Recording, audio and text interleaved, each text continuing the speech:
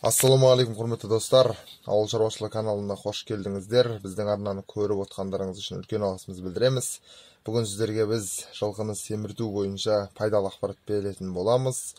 Жылқыны қалай семіртеді, жалпы семірту үшін не береді, соны дәл қазір Мағжан деген бауырымыз сіздерге түсіндіріп, айтып, көрсетіп өтетін болады. Жылқыны семірту үшін оған жем береміз. Оған 3 шожау жем береміз.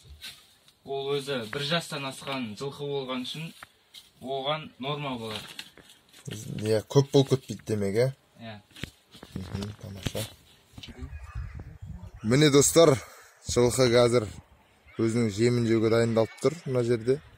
Мына бауырымыз суды араластырып жатыр жемге. Не үшін араластырып жатсың? Соны түсіндіріп кет. Су жемді жегенде жейсін дұрыстап.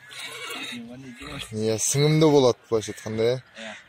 Құрғақ жем шашалып қалуы мүмкін жылқы. Тамаша. Араластырайын ба? Енді міне араластырады қазір.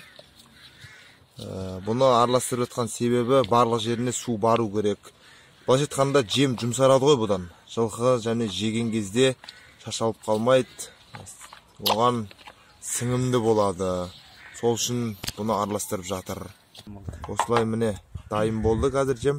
Енді соны жылқыға береді ақырын ғана.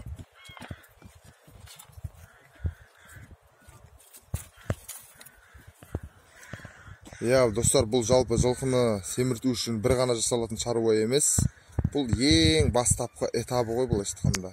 Бұдан кейін жалпы жылқыны бордақылап, оны сою үшін өте әртүрлі әдістерді, көп әртүрлі әдістер пайдаланады. Оны біздің келесі видеоларымызда көретін боласыздар достар.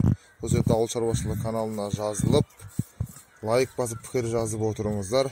Және біздің бауырымызға үлкен алғыс білдіреміз. Мағжан деген қазақтың баласына.